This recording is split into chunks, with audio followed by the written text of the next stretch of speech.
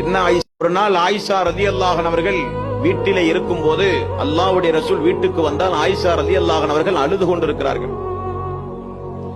என்ன ஆயிஷா என்று கேட்டார்கள்.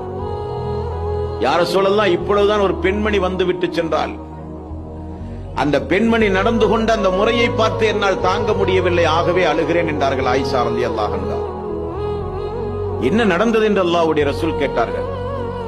யா ரசூலல்லாஹ், 2 கை குழந்தையோடு ஒரு தாய் வந்தால் பசியினுடைய கொடுமையை என்னிடத்திலே சொன்னார். நான் அந்த 3 பேருக்கும், தாய்க்கும் 2 குழந்தைக்கும் தேவையான 3 பேரித்தம்பழம் வீட்டில் உண்டுமா என்று பார்த்தேன்.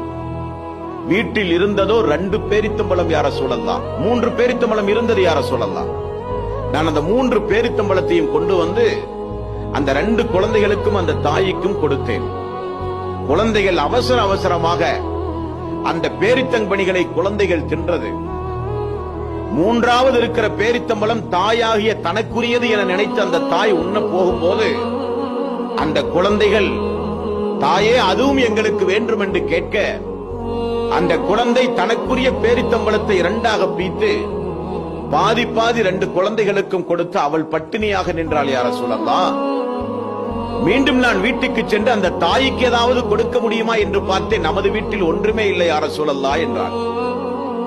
உடனே ரசூலுல்லாஹி ஸல்லல்லாஹு அலைஹி வஸல்லம் தன்னை வருத்திக் கொண்டு மிகப்பெரிய தியாகம் செய்து குழந்தைகளுக்காக வேண்டியே வாழுகிற அந்த தாய் சொர்க்கத்திற்குரியவர்கள் என்றார்கள் ரசூலுல்லாஹி ஸல்லல்லாஹு அலைஹி வஸல்லம். இன்றைக்கு ஆடம்பர பொருள்களை வாங்கி குவிப்பதற்காக, வசதிகளை பெருக்குவதற்காக, உலகத்தில் அண்டை வீட்டு பெண்ணை விட நாம் வசதியாக இருக்க வேண்டும் என்பதற்காக, நமது உறவினர்கள் எல்லாம் சந்தோஷமாக இருக்கும் போது நாம் எப்படி ஏழை எளியவர்களாக இருக்க முடியும் என்பதற்காக, சமுதாயத்தில் நம்முடைய அந்தஸ்தை உயர்த்தி காண்பிப்பதற்காக, நாமும் நம்முடைய கணவன்மார்களும் நம்முடைய பிள்ளைகளும் சந்தோஷமாக இருக்க வேண்டும் என்பதற்காக ஹராம் ஹலாலை கூட பார்க்காத குடும்பங்கள் இந்த சமுதாயத்திலே எத்தனை பேர்கள். 1000 காரணங்கள் அந்த அன்றைய கால பெண்களுக்கு இருந்தது. ஹராமான வாழ்க்கையை தேடிக் கொள்வதற்கு 1000 காரணங்கள் அன்றைக்கு பெண்களிடத்தில் இருந்தது. உண்பதற்கு அன்றைக்கு உணவில்லை, அங்கே உடுப்பதற்கு அங்கே உடை கிடையாது, நல்ல வீடுகள் கிடையாது, நல்ல சந்தோஷமான வாழ்க்கை கிடையாது. இருந்தாலும் அந்த குடும்பம் அல்லாஹ், மறுமை, சொர்க்கம், அல்லாஹ்வுடைய ரசூல் என்று 24 மணி நேரம் வாழ்ந்தார்கள் என்றால் அவர்கள் சொர்க்கவாசிகள். அந்த பாடங்களையும் படிப்பினைகளையும் நாம் பெற வேண்டும். நம்முடைய சகோதரிகளுக்கு சொல்லிக் கொடுக்க வேண்டும்.